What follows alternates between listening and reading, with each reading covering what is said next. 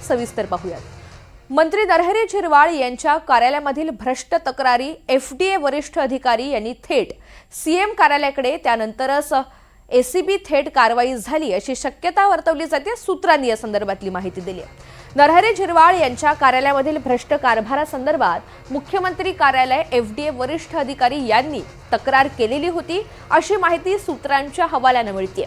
FDA मधीलच काही अधिकाऱ्यांवर मोठा दबाव वेगळ्या स्वरूपात होता, काम करण्यासाठी होता। यामुळे एफडीए आयुक्त राजेश नार्वेकर यांनी काही दिवस स्वतः सीएम कार्यालयामध्ये विनंती करून बदली सुद्धा घेतलेली होती। झिरवाळ यांच्या मंत्री कार्यालयामध्ये काही जण चुकीच्या कार्यपद्धतीमध्ये या सगळ्या संदर्भात प्रक्रिया करत होते किंवा काम करत होते अशी तक्रार सीएम कार्यालयामध्ये केल्यानंतरच एसीबीची कारवाई झाली अशी जोरदार चर्चा रंगलेली आहे। सागर कुलकर्णी आपल्या सोबत आहे, त्यांच्याकडून अधिकची माहिती जाणून घ्या। सागर, सुरुवातीला कुणी तक्रार दाखल केलेली होती, त्या पुढचा घटनाक्रम कसा आहे?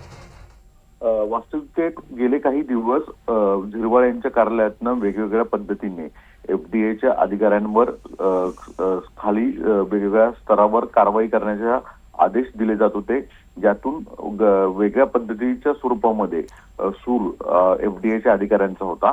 अर्थात याचाच भाग म्हणून की काय, एफडीएचे तत्कालीन कमिशनर राजेश नार्वेकर यांनी थेट मुख्यमंत्री कार्यालयाकडे याबाबतची तक्रार केल्याची माहिती मिळते आणि स्वतः नार्वेकरांनी एफडीए च्या आयुक्त पदावरनं पदमुक्त करावा अशा स्वरूपाची विनंती केली आणि त्यांची बदली देखील करण्यात आली होती। अर्थात या संपूर्ण प्रकरणामागे आता खुलासा होताना दिसून येतोय की झिरवाळांच्या कार्यालयातले गाडे आणि तत्सम जे इतर क्लार्क वगैरे सारखे अधिकारी आहेत हे या एसीबीच्या पूर्ण प्रकरणामध्ये आता अडकून आलेले दिसून येत आहेत। मुख्यमंत्री कार्यालयाकडे झालेले एफडीएच्या अधिकाऱ्यांकडूनच तक्रारीनंतर अशा स्वरूपाची कारवाई करावी असे एसीबीला ग्रीन सिग्नल मिळाल्याची सुद्धा जोरदार राजकीय वर्तुळात चर्चा आहे। या सगळ्या पार्श्वभूमीवर कुठे ना कुठेतरी मुद्दा उपस्थित राहतोय की झिरवाळ हे स्वतः भलेही दावे करत असले की त्यांना त्यांच्या कार्यालयात काय सुरू आहे याची कल्पना नव्हती, पण कुठे ना कुठेतरी स्वतः नरहरी झिरवाळ यांनी कानडोळा केला आणि यामुळेच त्यांच्या कार्यालयामधले अनेक अधिकारी हे एफडीएच्याच अधिकाऱ्यांवर दबाव वाढवून स्थानिक पातळीवर मेडिकल शॉप्स असतील किंवा हॉटेल, वेगवेगळे हॉटेल असतील यांच्यावर कारवाई करण्याचे आदेश देत होते आणि त्यानंतर त्यांच्या संबंधित सुनावण्यांसाठी पैसे घेत होते।